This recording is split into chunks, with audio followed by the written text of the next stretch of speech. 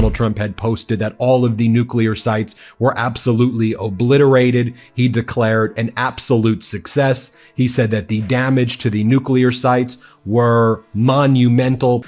People with top-level classified access. This classified meeting was abruptly canceled at Donald Trump's demand. Donald Trump refused to make people from his administration accessible. It seems that Donald Trump was trying to cover up the latest intelligence out there, which is that these operations that Trump was bragging about did not achieve the objective of the mission. Imagine this. You claim a historic victory destroying your enemy's biggest nuclear sites, but then a leaked report says you barely scratched the surface. Now picture Trump canceling a briefing, throwing shade at the intelligence community, and doubling down with bad memes. Welcome to today's drama. Before we move on, I'd like to ask you a small favor. If you appreciate this content, please take a second to like this video and subscribe to the channel. Over 98% of you watch the videos without subscribing. It costs you nothing, but it makes a huge difference to us. So, did you click the subscribe button? Great, thank you so much. Now, back to the video. Trump called it total obliteration. His words, not mine. The Iran operation was supposed to be a mic drop moment for the man who once described himself as the best deal maker in history. He boasted that Iran's nuclear capabilities were toast, ashes, done for. But like most of Trump's tall tales, that toast turned out to be barely warmed bread. According to a leaked intelligence assessment, the strikes didn't even dent Iran's nuclear ambitions in the way Trump's dramatic tweets suggested. In fact, the report claimed Iran's program was only delayed by a matter of months. Months. That's less than the warranty on one of his tacky gold-plated bathroom fixtures. The latest intelligence coming out right now is that the United States operation on the Iranian nuclear facilities was largely a failure. A centrifuge at one of the facilities remains intact, and also it's being reported as well that Iran's enriched uranium stockpile was largely moved before U.S. strikes. According to a new New York Times report, they were not destroyed, rendering the mission by and large a failure, in stark contradiction to what Donald Trump was repeatedly posting over and over again. Here's how it really went down. The operation sealed entrances to some nuclear facilities, which sounds impressive, until you realize the real action happens deep underground. Iran's core nuclear infrastructure still humming along nicely, thanks. The Defense Intelligence Agency had its doubts right from the start. One official allegedly said the damage done was symbolic at best, but you'd never guess that from Trump's victory lap on TV. He strutted out claiming a major win as if he'd just blown up the Death Star and not just shut a few doors. And when the media started poking holes in his story, CNN, MSNBC, Trump didn't just clap back. Oh no, he went full Trump about it. He let loose a rant calling the press pathetic scum and fake news hacks. You'd think by now he'd have come up with some fresh insults, but alas, no. The greatest hits keep spinning.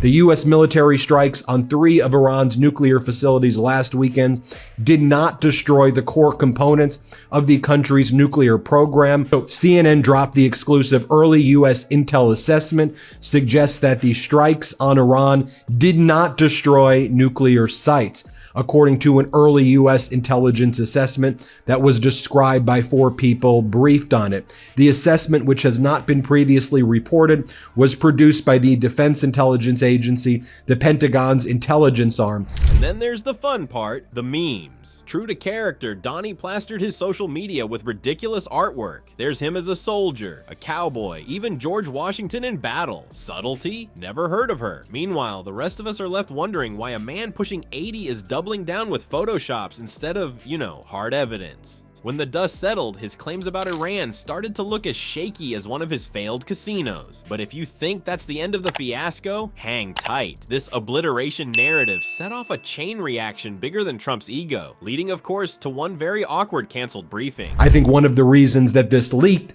was this information was supposed to be provided in a classified setting to Congress earlier in the day before the Trump regime canceled it. But, you know, if they're saying that this was a top secret classified assessment, Isn't she essentially admitting that that's what the assessment said? New York Times reporting the strike set back Iran's nuclear program by only a few months. The U.S. report says now that the New York Times has its hands on those reports as well. We do know what happens when the Trump regime speaks. They lie about absolutely everything, and that appears to be what is taking place as well. If Trump's obliteration mission was such a roaring success, why cancel the briefing? What's he trying to keep under wraps? That's the question lawmakers were left asking after he abruptly pulled the plug on a classified meeting meant to explain the strikes to Congress. Imagine this: Democrats and Republicans in the same room, shockingly on the same page for once, prepared to grill his administration on the details. Then boom, the Trump team nixes it last minute. No explanation, no accountability, no chance to even raise a hand. Congressman Jason Crow didn't hold back, calling it completely unacceptable. He pointed out that Congress, and the entire American people, kind of deserve to know what their government is up to.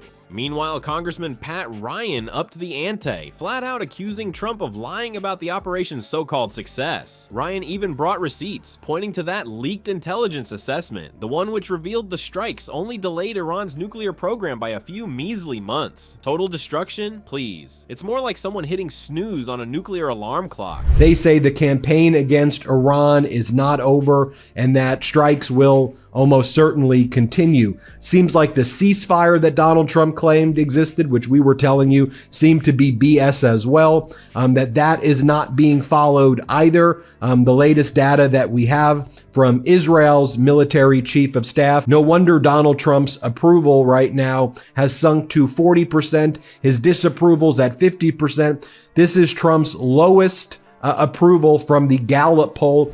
Now, remember all those bold victory claims Trump paraded around? They don't exactly line up with what the New York Times reported. Iran's underground nuclear facilities survived just fine, which makes you wonder if the entire operation accomplished anything beyond making Twitter think Trump had gone full Rambo. But instead of answering Congress's calls for clarity, Trump doubled down on his usual dodge and attack strategy, blaming the media and ignoring anyone asking tough questions. Classic Donnie. And his timing couldn't be worse. As tensions simmered, Iran's parliament started moving to ditch oversight from the International Atomic Energy Agency altogether. This could mean fewer eyes on their nuclear progress and, ironically, even faster development than before the strikes. So Trump's canceled briefing didn't just frustrate Congress, it inadvertently might have opened the floodgates for Iran to speed things up. It's like a bad chain reaction, the policy version of stepping on a rake. But as lawmakers stew in frustration, his hardcore supporters are somehow out there calling for him to win a Nobel Peace Prize.